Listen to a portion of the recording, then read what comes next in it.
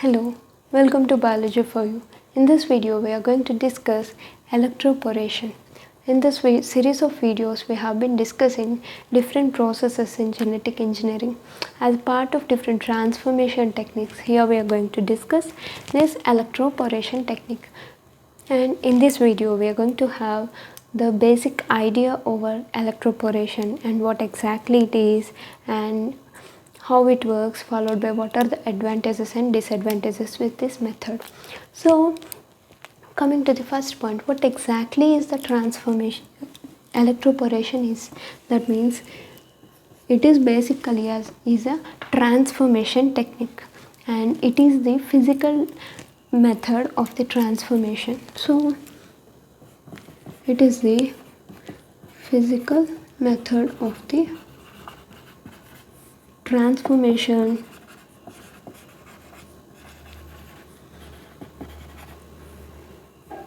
or transfection. Basically, this transformation or transfection methods are meant for the transferring of the target DNA into the host cell. So, in order to prepare a transgenic animal or a plant, we need to go for the target gene isolation, and this target DNA will be introduced into a suitable vector, and this vector will be introduced into the host cell, and this host cell now can be addressed as a genetically modified organism or transgenic an organism. So in order to go for such process, first this host cell need to be prepared. So many host cells are generally not readily taking up this foreign DNA in them.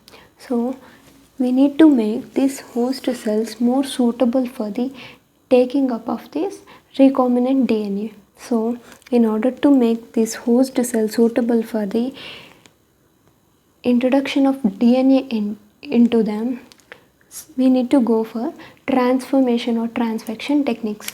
So this electroporation is one of such technique, and this is basically a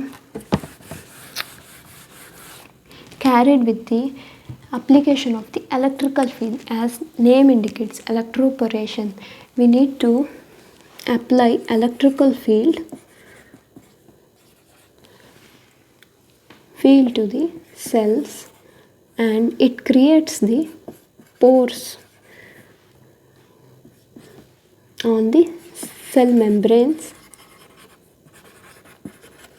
and through which the DNA can be entered into them.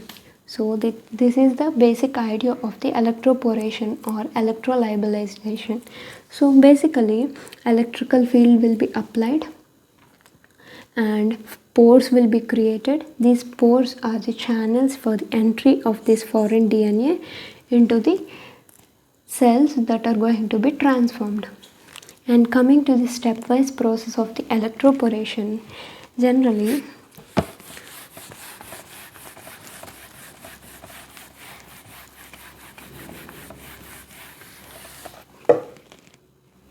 the cell walls around the cells, which are first basic barrier around the cells, that is a cell wall, which is toughest barrier that need to be degraded before we are going for this electroporation. So with the use of the mild enzymatic treatment,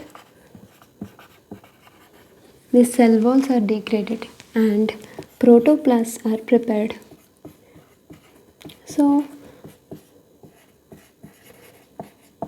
these protoplasts are suspended in the ionic solution. So this ionic solution, or we can call it as a conductive solution, or maybe a electrophoretic buffer. This kind of buffer is containing high ionic strength, which allows the electrical field to pass through it. So this ionic solution, in the ionic solution, the protoplasts along with the DNA, so the protoplast that is going to be transformed along with the DNA that is going to be introduced into the protoplast, these both are suspended in the ionic solution, and that is what the preparation step is. And once after this kind of electroporation mixture is got prepared, we need to apply the electrical field on it. So second step is application of the electric field. So during this process we need to fix certain conditions. So we need to select some optimal conditions, how much voltage we need to take and how much pulse we need to give and how many number of cycles we need to repeat the experiment. So we need to fix all these conditions suitable for the cells that are going to be transformed. That means there are basically two types of conditions we use in this experiment. Whether we use low voltage and long pulse or high voltage for short pulse. Generally this electrical field will be last for some microseconds to milliseconds, and the number of cycles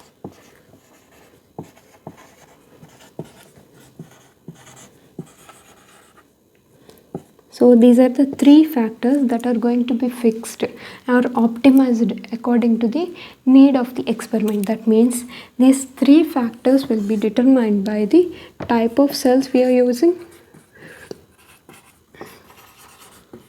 and the resistance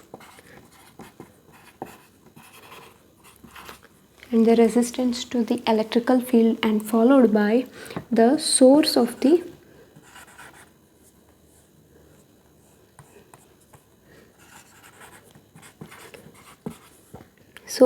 protoplast.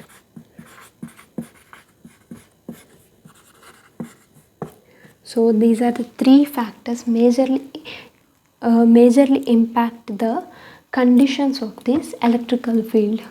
And also one of the other factor that is important is type of the transformant that we expect from the experiment. That means whether we want to go for the transient experiment or transient expression of the gene or maybe a stable expression. So whether we want a transient expression of the gene, that means we want to temporarily express the gene in the host organism, then we need to use this low voltage and long pulse combination of the electrical field. And if we want to prepare a stable transformant, so that means the stable transformants are nothing but the if you introduce the DNA inside the host cell, that will be integrated into the genome of the host cell, and that will be segregated during the cell divisions, and it will be inherited from the one generation to the other generation. That means it will be stably maintained throughout the generations of this species. So if you want to prepare that kind of expression, if we want to go for stable transformant preparation, then we need to select high voltage and short pulse combination of the electrical field, and the number of cycles will also be optimized during this process. And once after this electrical field is applied to the protoplast, the changes will occur in the protoplast and the pores will be created on the cell membranes. How? So generally the cell membrane is made up of phospholipids.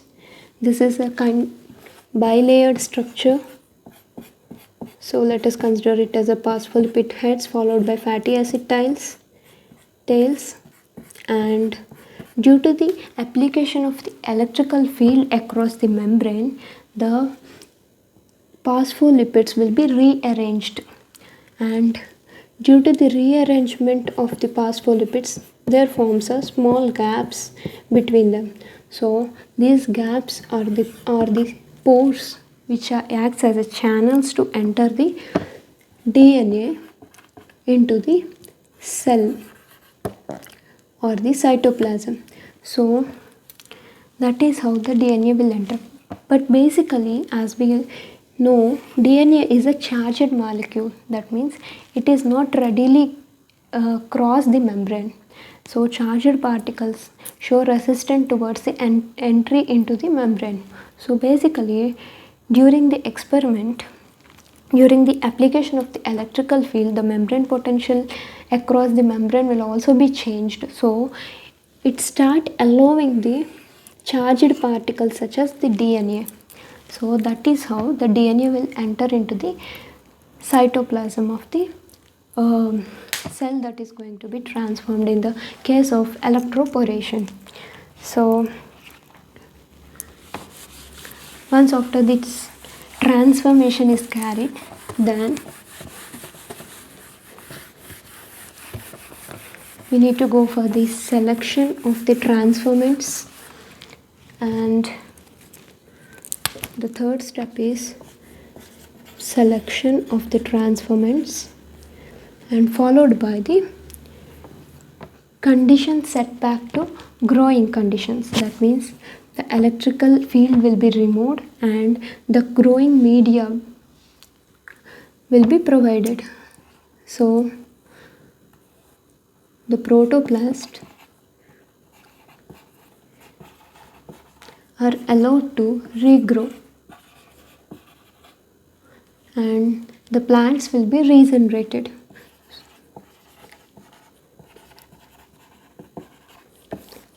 And the regeneration of whole organism from the protoplast, transformed protoplast, will appear in this step, and followed by the assay. So we need to test the target gene expression inside the genetically modified organism, and that will be in vitro level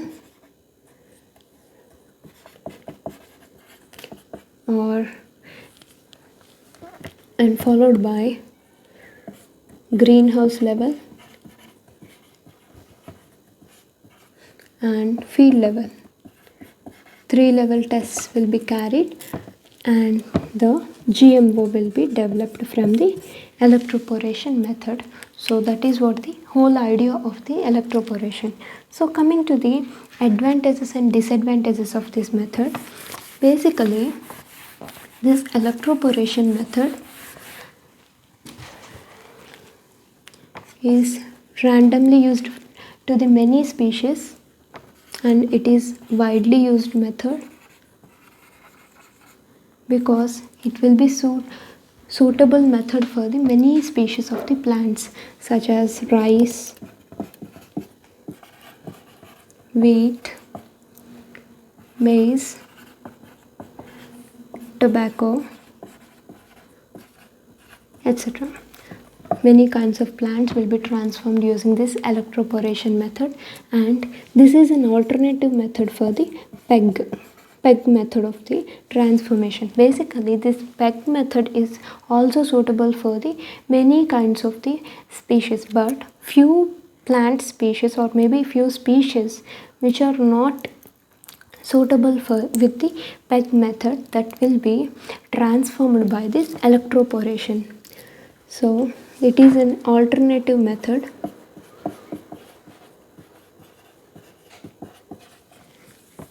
and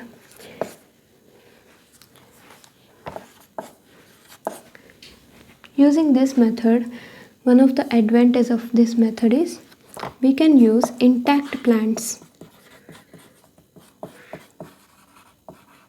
So we can directly introduce target gene into intact plants. We should not always go for the tissue culturing of the plant. And the next advantage is the transformation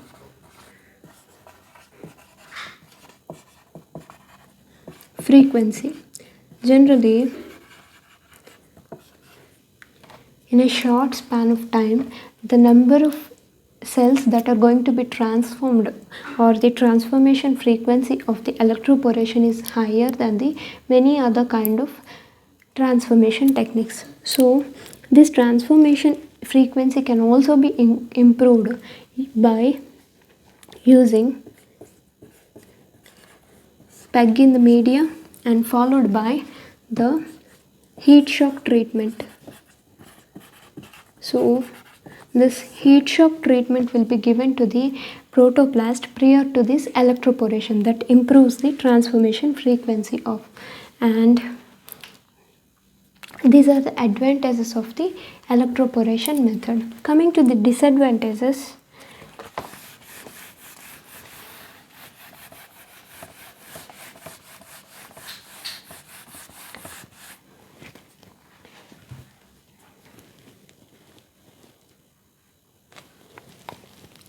so the disadvantages of this electroporation method is basically the substantial death.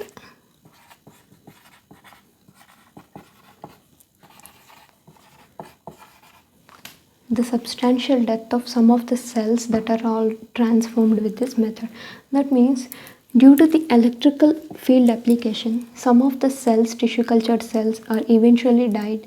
So that can be improved based on the optimization of the electroporation. So in modern advancements made in electroporation techniques that basically improved this mortality rate. So in which the electrical field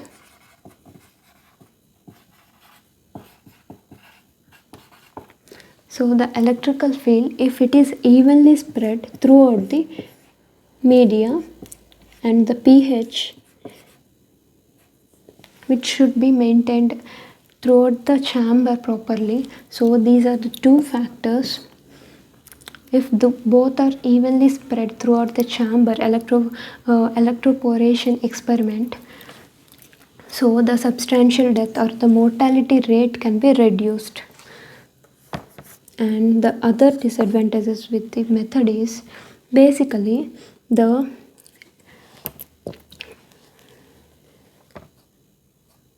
these are not easily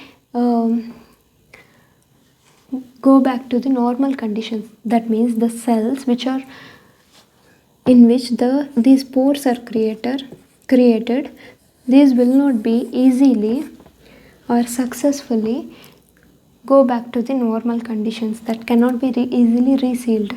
So that is the other disadvantage with this method. And compared with the other methods, transformation methods, these method requires high amount of cells.